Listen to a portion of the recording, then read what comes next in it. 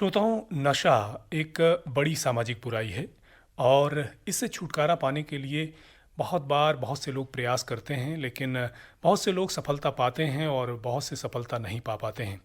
और नशा एक ऐसी सामाजिक समस्या है जिससे न जाने कितने परिवार बिखर जाते हैं और उनके सामने बहुत बड़ी समस्याएं खड़ी हो जाती हैं। इसलिए नशे को सामाजिक बुराई के तौर पर देखा जाता है और इसे कैसे छुटकारा पा सकते हैं, इसी विषय को लेकर के आज हम बातचीत करेंगे। और आज हमारे स्टूडियो में मौजूद हैं राजकुमार सुखीजा जी, जो सहज योग एक्सपर्ट हैं। राजकुमार जी, आपका बहुत बहुत स्वागत है। हाँ, नमस्कार जी, थैंक यू। सबसे पहले तो आप हमारे तमाम श्रोताओं को यही बताएं कि आखिर लोग नशा करते क्यों हैं? देखिए विवेक जी, नशा एक बहुत बड़ी सामाजिक बुराई बनता जा रहा है जी। परिवार के परिवार इसमें ख़त्म हुए जा रहे हैं। आप देखें तो एक बच्चे को कैसे, छोटा सा बच्चा होता है, कैसे माँ बाप उसको पाल पोस के बड़ा करते हैं, लेकिन जैसे ही जवान हुआ कुछ ये मानते हैं कि कुछ ना कुछ घर के लिए वो कुछ करे, लेकिन वो नशे की गिरफ्त में चला जाता है।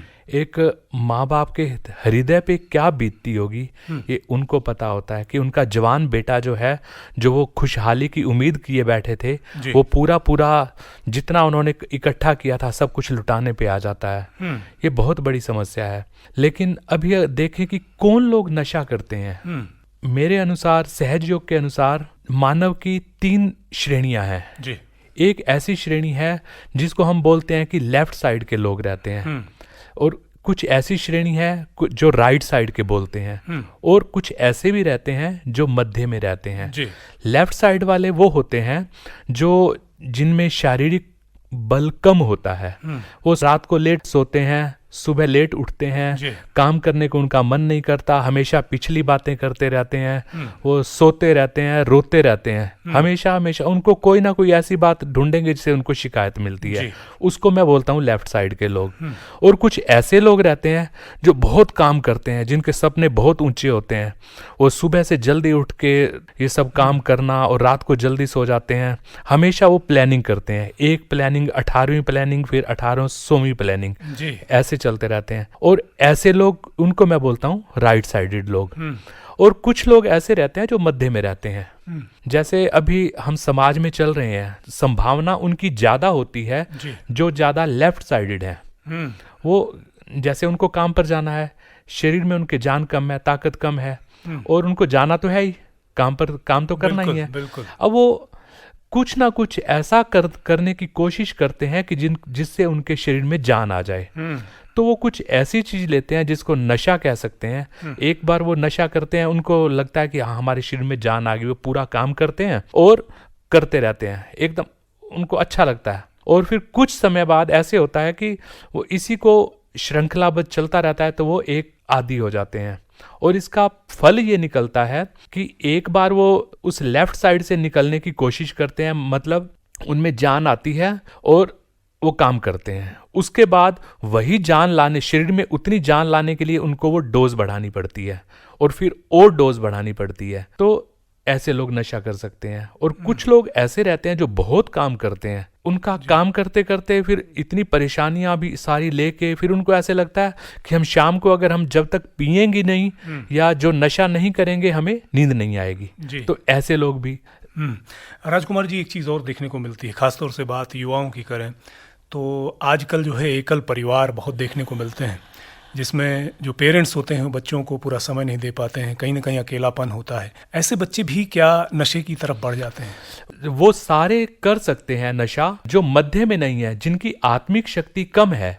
वो लोग बताएंगे, या वो आपकी बात सही है कि समय नहीं दे पाते, वो सारी बातें सही हैं, लेकिन ऐसे भी आप समाज में ऐसे लोग भी देख लोगे कि जिनका सर्कल ही सब ऐसे लोगों का है, जिसको मैं सब शराब पीने वाले लोगों का सर्कल है, लेकिन वो नहीं पीते। बिल्कुल। ऐसा भी देखा होगा।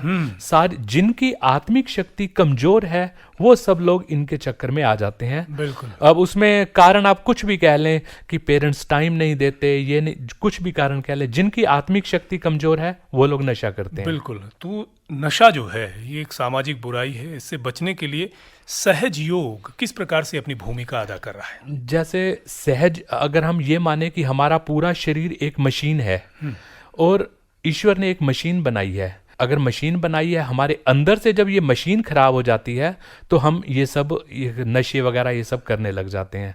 अब आप ऐसे मानिए कि जो नशा करता है बहुत बड़ा बिजनेसमैन भी कर सकता है, फर्स्ट क्लास ऑफिसर भी कर सकता है, कोई भी कर सकता है, और हम उसको समझाने लग जाएं कि नशा नहीं करना चाहिए, नशे से ये नुकसान होता है, वो नुकसान होता है, हम उसको 1 2 3 करके 18 नुकसान बता दे, लेकिन वो कहेगा मुझे तो 22 का पता है। जी, आप सुनी सुनाई बात, मैं तो भुक्तभोगी हूँ। हाँ। समस्या ये है कि छोड़ें कैसे? जैसे ही वो अंदर से जो इच्छा पैदा होती है, अगर वो इच्छा पैदा होनी बंद हो जाए तो मैं नहीं पीऊंगा। आप मेरी बात से सहमत हो? बिल्कुल बिल्कुल। क्योंकि ये मशीन खराब हो जाती है अंदर से, इस वजह से ये हमारी शरीर रूप की मशीन खराब हो जाती है, इस वजह से नशा करता है।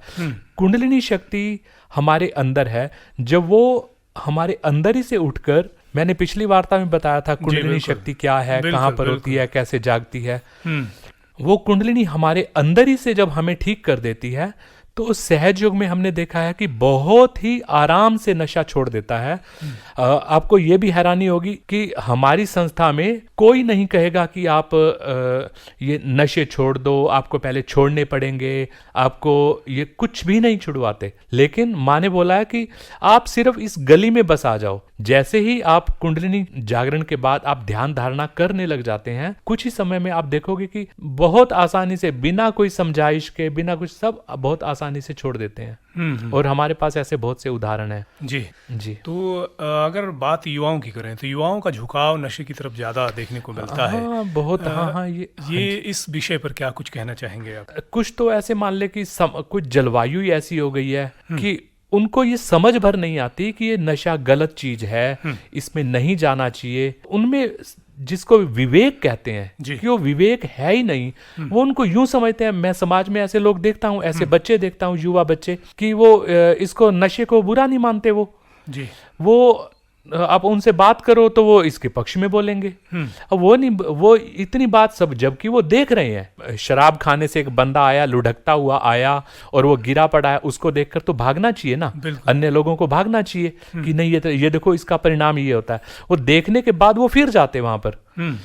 उनमें शायद पश्चिम जो सभ्यता का असर भी हो सकता है, और इसके विवेक खत्म हो जाता है। जब कुंडलिनी शक्ति का जागरण हो जाता है तो पहला ही चक्र मूलाधार चक्र है।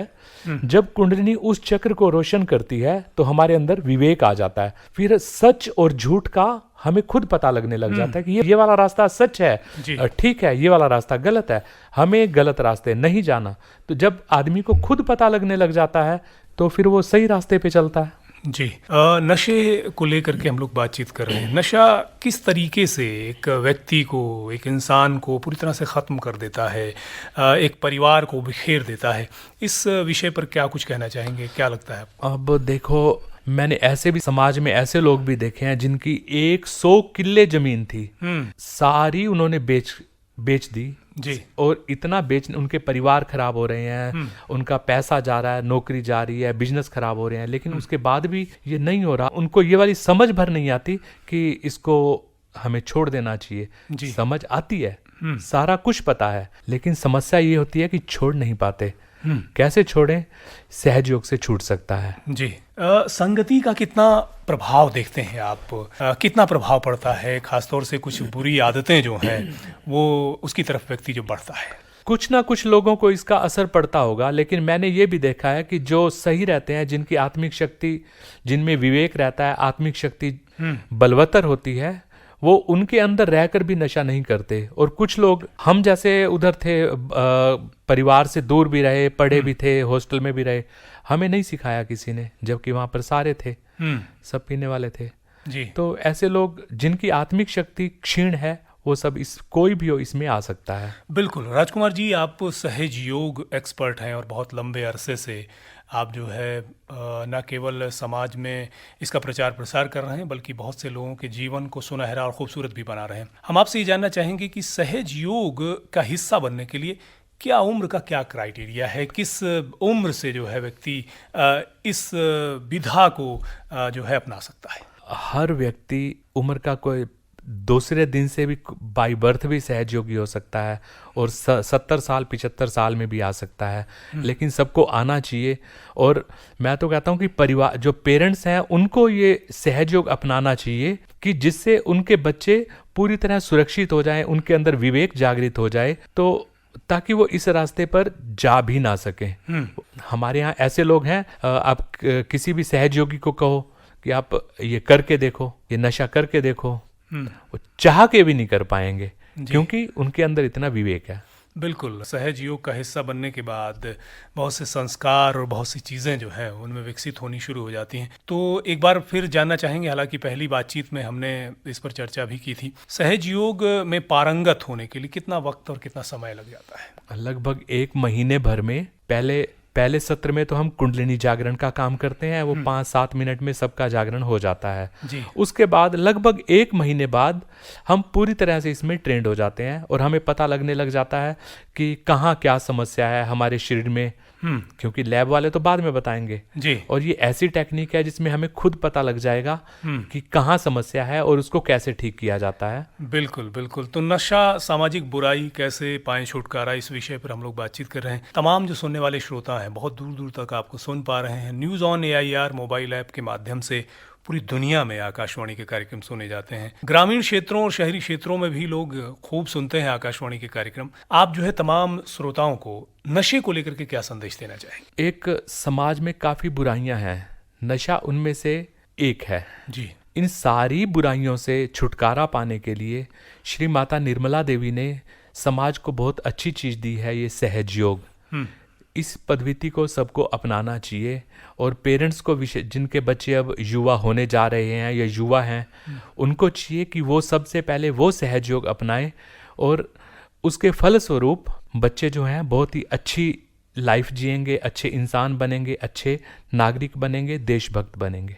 बिल्कुल। तो राजकुमार सुखीजा जी, आप ने सहज योग और साथ ही नशा, सामाजिक बुराई, किस प्रकार से इस पर इतनी खूबसूरत बातचीत की और तमाम पहलुओं पर जो है जानकारी दी। तमाम सुनने वाले श्रोताओं को इससे फ़ायदा मिलेगा, लाभ होगा।